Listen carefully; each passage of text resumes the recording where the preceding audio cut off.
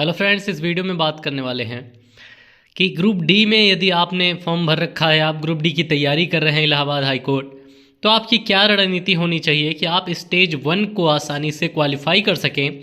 इसके लिए कौन कौन से सब्जेक्ट पे ज़्यादा मेहनत की ज़रूरत है और कौन से सब्जेक्ट पे कम मेहनत करने की ज़रूरत है, क्योंकि ज़्यादा समय नहीं है आपके पास, तो आप ज़्यादा समय ऐसी जगह बर्बाद भी नहीं कर सकते कि जहाँ से स्कोरिंग हो भी ना पाए और समय भी खराब हो। तो इस संबंध में मैं जो बताने वाला हूँ आपको, ये किस विषय में कितना स्कोर करना सेफ है और फाइनली आपकी स्टेज 1 की जो कट ऑफ है वो कहाँ तक जा सकती है। दोनों डिफरेंट चीज़ें हैं। आपको सिर्फ उतना ही स्कोर नहीं करना है कि कट ऑफ स्टेज 1 की कट ऑफ कहाँ तक जा सकती है, आपको स्कोर करना है कि आपका सिलेक्शन हो जाए। ठीक है, क्योंकि मान लेते हैं जनरल कैटेगरी की स्टेज 1 की कट ऑफ 80 नंबर लग गई, इसका मतलब ये नहीं है कि आप अगले पेपर में आप 100 नंबर ले आएंगे प्रोसेस सर्वर जैसी पोस्ट के लिए। ठीक है, फिर आप अगले पेपर में 100 नंबर तो ला नहीं पाएंगे, आप फिर 80-85 नंबर लाएंगे और मुश्किल से आप सेलेक्ट होंगे ग्रुप डी में। प्रोसेस सर्वर वगैरह की पोस्ट तो बहुत दूर की बात हो गई, सेलेक्ट होना मुश्किल हो जाएगा। इसलिए सेफ स्कोर अलग चीज़ है, स्टेज 1 के लिए क्वालिफाई हो जाएंगे आप जिससे, और आपकी जो रणनीति होनी चाहिए वो उतने नंबर लाने की होनी चाहिए कि आप स्टेज 2 के बाद भी आसानी से सेलेक्ट हो जाएं। तो पूरी बात हम यहाँ पे समझने वाले हैं।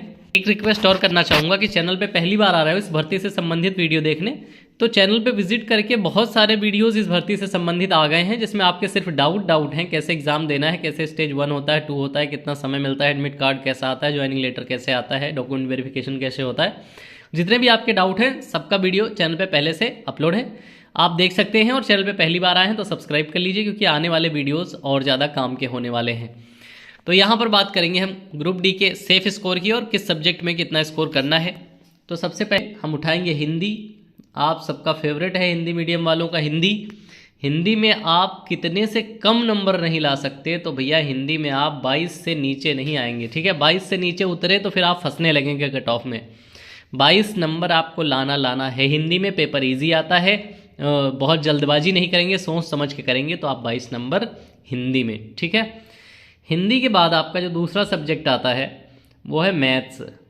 अब हिंदी मीडियम के जो मेल कैंडिडेट, वो मैथ्स को बहुत पसंद करते हैं और फीमेल कैंडिडेट्स बहुत डरती हैं। ठीक है, मैथ्स की बात करें तो मैथ्स में आप बहुत अच्छा स्कोर अगर नहीं कर रहे हैं, आप मीडियम बच्चे हैं, तब भी आपको कितने से कम स्कोर नहीं करना, 20।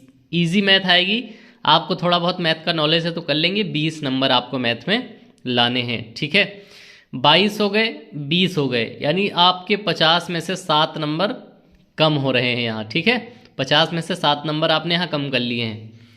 अब हिंदी और मैथ के बाद आपका आता है इंग्लिश। ठीक है, इंग्लिश में कितने नंबर लाने हैं आपको?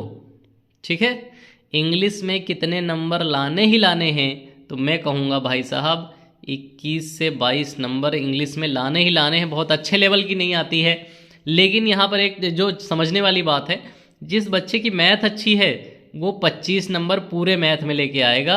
उसकी अगर इंग्लिश ख़राब है तो इंग्लिश में भी वो अगर ज़्यादा स्कोर नहीं कर रहा है, 18-20 नंबर कर रहा है, तो हो जाएगा। ठीक है, अब यहाँ मेल फीमेल का अंतर आ जाएगा।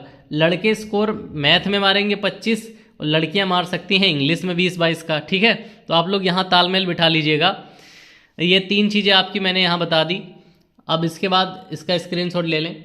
इसके बाद मैं आपको बताने वाला हूँ जीएस, जो सबसे खतरनाक सब्जेक्ट है, जिसमें कुछ भी हो सकता है। ठीक है, तो जीएस बहुत हार्ड नहीं आएगी, ऐसी आएगी कि आप अगर तैयारी करने वाले बच्चे हैं तो आप 20 नंबर इसमें ले आएंगे।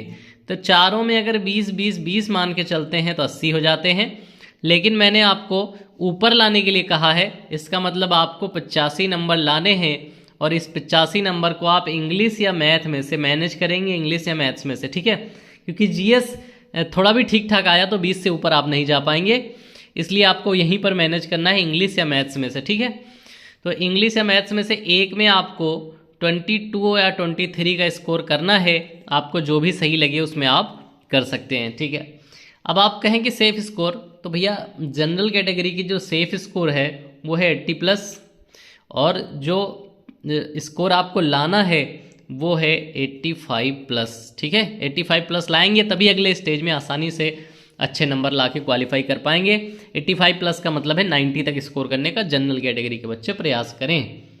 और 20 से नीचे की कभी सोचना मत किसी सब्जेक्ट में 20 से नीचे लाने। बस जीएस में जो बच्चे पहले से तैयारी कर रहे हैं उन्हें जीएस में मैं ढील दे रहा हूँ कि जीएस में आप ना भी पढ़ो तो कोई बात नहीं, 20 नंबर आप जीएस में लाने बस, ठीक। मेहनत करो आप इंग्लिश में, मैथ में, जहाँ आप पूरे पूरे नंबर अगर अच्छी है तो मार सकते हो। मेहनत करो आप हिंदी में, जहाँ पूरे पूरे नंबर आप मार सकते हो। इसके बाद